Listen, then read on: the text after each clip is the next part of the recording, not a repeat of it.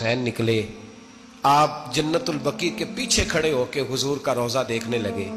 اس وقت گنبد تو نہیں ہوتا تھا، روضہ دیکھنے لگے۔ نانا تیرے کرم کے خزینے کی خیر ہو، میں جا رہا ہوں تیرے مدینے کی خیر ہو۔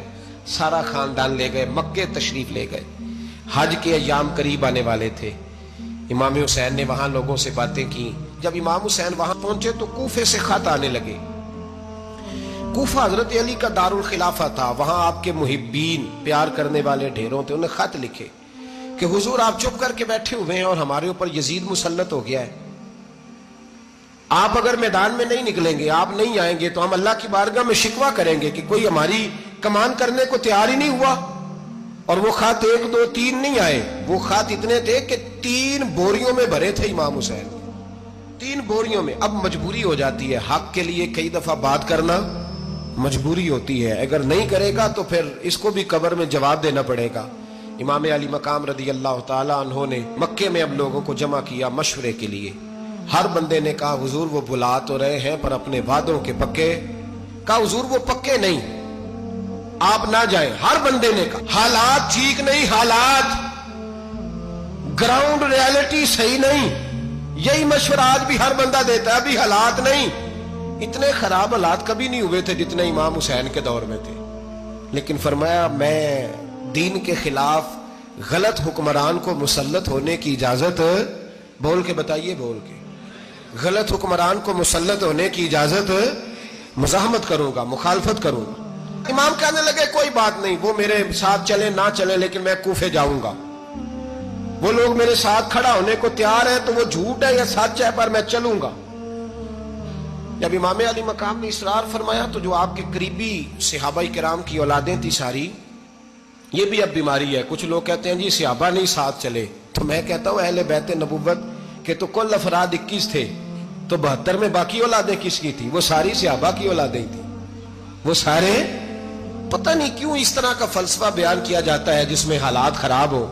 حضرت سیدنا امام علی مقام کو جب بہت زیادہ کہا گیا نا تو امام حسین رضی اللہ تعالیٰ عنہ نے فرمایا چلو میں ایک کام کرتا ہوں، مسلم بن عقیل کو بھیجتا ہوں۔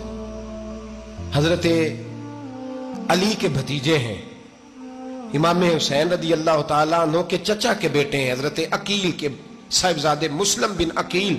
بڑے سمجھدار آدمی تھے، معاملہ فہم تھے، بڑے جری تھے۔ اتنا زبردست مشورہ کم لوگ دیتے ہیں جتنا حضرت مسلم بن عقیل دیتے تھے۔ ان کو بھیجا گیا کوفے۔ اب اس میں بڑی تفصیل ہے، وہ اپنے 2 بچے بھی لے گئے۔ جب وہ کوفے پہنچے نا تو کوفے پر جناب نعمان بن بشیر کی حکومت تھی، آپ گورنر تھے اور اہل بیت سے بڑی عقیدت رکھنے والے، نرم رویہ۔ عبید اللہ ابن زیاد کوفے کا گورنر نہیں تھا، یہ کسی اور علاقے کا تھا۔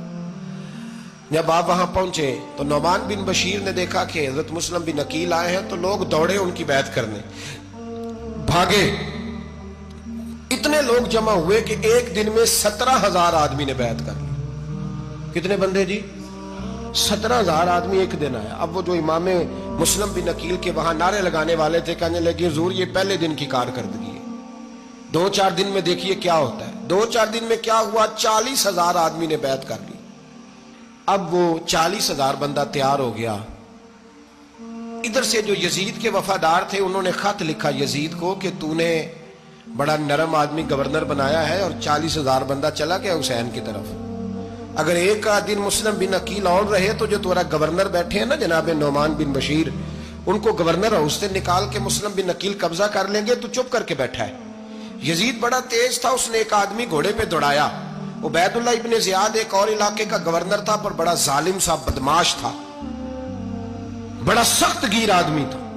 اس کو کہا کہ تو پہلے ایک صوبے کا گورنر ہے، جا تجھے دوسرا صوبہ بھی دیا۔ اس طرح کار فوری طور پہ کوفے پہنچ اور جا کے مسلم بن عقیل کو گرفتار کر، جو آدمی ان کا ساتھ پھر بھی دے اسے قتل کر دے۔ اس نے کیا کیا؟ وہ آدھی رات کو آیا، منہ چھپایا، جبہ پہنا، لوگ سمجھے امام حسین آ گئے۔ بہت سارے لوگوں نے اس کے نعرے بھی لگائے۔ وہ چپکے سے داخل ہوا اندر، اور چپکے سے داخل ہو کے اس نے سب سے پہلا کام یہ کیا کہ نعمان بن بشیر رضی اللہ عنہ کو معزول کیا، کوفے کے گورنر ہاؤس پہ قبضہ کیا۔